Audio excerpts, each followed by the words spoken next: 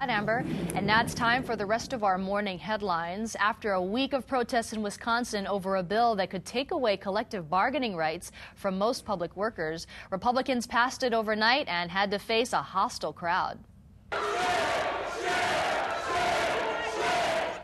The vote ended 3 straight days of debate in the Assembly. The bill now goes to the Senate, but minority Democrats in that House went to Illinois to prevent a vote, and no one knows when they'll return from hiding.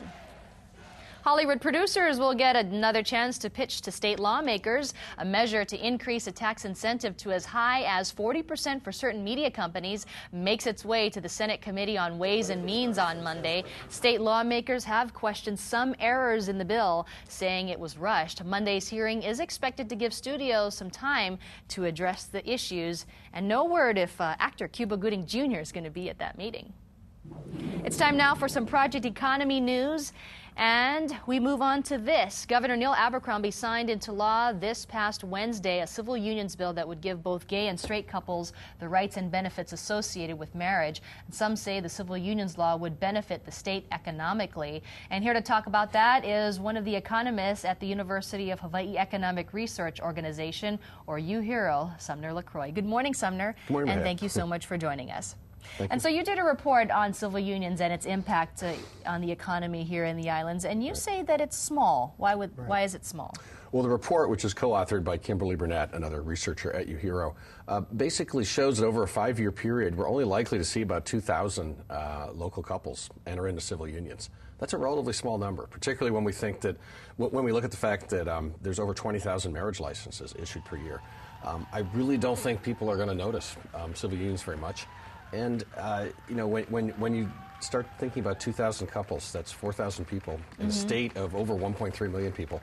We're just going to find that the impact can't be that big from just 2,000 couples. When you say not notice, is it because Hawaii is not the first state to grant civil unions? I think not notice because people are expecting, say, millions of extra tourists coming here because that's just not likely. On the other hand, you know, if we look at tourism, the marriage and honeymoon market is a big deal for Hawaii.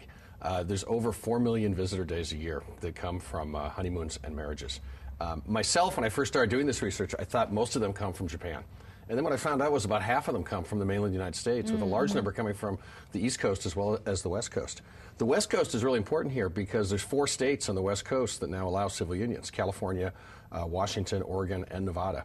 What that means then is that there's a significant number of people in those states who may enter into civil unions and decide maybe Hawaii is a little better place to celebrate the civil union rather than the rain of Oregon or the dust of Nevada.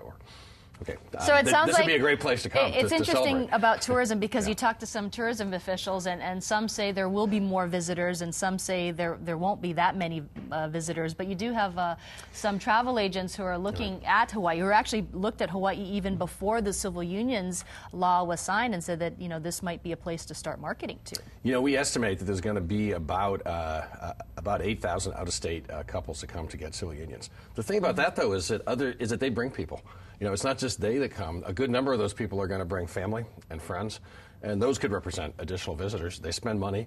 The gay and lesbian visitor population tends to spend more money than the heterosexual population. It's good for Hawaii, but we should expect additional millions of dollars of spending, not hundreds of millions of dollars of spending. And what about tax revenues? You know, tax revenues, I think it's mostly good, although there's one unexpected element. I mean, hotel tax revenues are likely to go up. We're likely to see increased revenues from the general excise tax.